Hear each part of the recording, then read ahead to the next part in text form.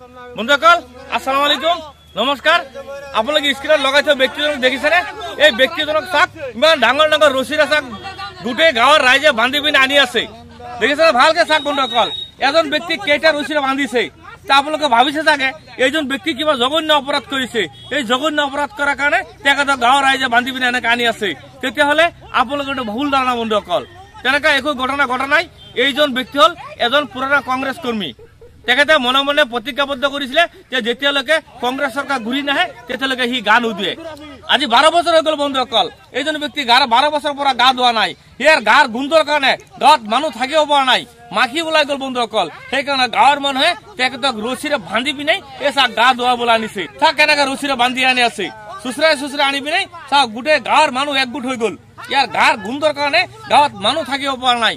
শেষত গৈ পিনে বন্ধুসকল গাঁৱৰ মানুহে ৰছী লগাই পিনাই, চাক কেনেকা ৰছী লগাইছে, ডাঙৰ ডাঙৰ ৰছী লগাই পিনাই তেখেতক গা ধুৱাবলৈ আনি আছে। তাকো বন্ধুসকল চৰকাৰী পুখুৰীত চাক আপোনালোকে কেনেকা গা ধুৱাই আছে। আপোনালোকে সম্পূৰ্ণ ভিডিঅ'টো উপভোগ কৰক আৰু আনন্দ লওক বন্ধুসকল। এনেকা ঘটনা চাগে আমাৰ অসমত কেতিয়াও ঘটা নাই যে 12 বছৰ গা নোধোৱা এজন ব্যক্তি। চাক এইজন ব্যক্তি কিন্তু 12 বছৰ গা ধোৱা নাই। সম্পূৰ্ণ ভিডিঅ'টো চাই থাকক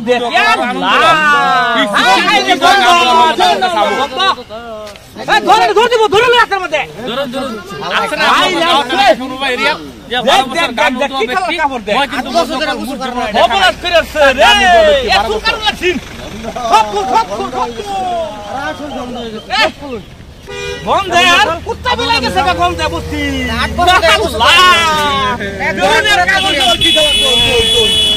আইরারছে খুলুন দন ধুলা বাল উড়তাছে গন্ধ দন গন্ধ আসল থেকে ধুলা কি উড়ে আমার দাম কত রে রাইস দন আমার দিতে হাত যাই ধরে এই বস্তির মানুষ থাকে কি ভাই আর গন্ধে আরে গন্ধ কোন আছে আমার সব যাইতেছে কা বস্তি সেরিয়া আইরারছে গন্ধ ধরুন যা কিতুরে মিনছে আরে গুজু খুলুন তিন কার জোড়া পিনে আছে দুন হ্যাঁ খুলুন সব খুলুন রে সব খুলুন আরে সমত এই দন গুজু না করে সেরাটা করছে কি দন ফেলে মারা আছে না তো বল না তো খুলে না সব খুলুন দন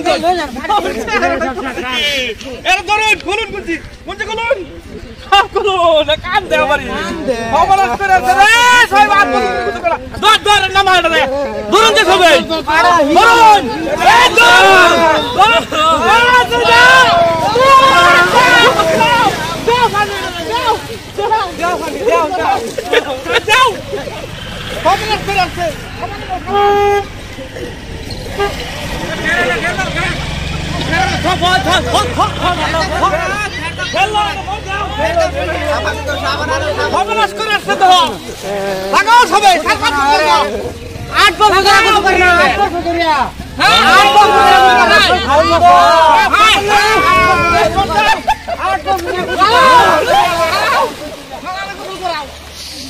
खत्म,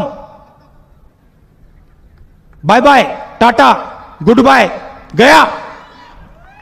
বন্ধুসকল আপোনালোকে বেয়া নাপাব, যেটো ভিডিঅ' আপোনালোকে উপভোগ কৰিলে এই ভিডিঅ'টো কোনো কংগ্ৰেছ কৰ্মীৰ লগত হোৱা নাই।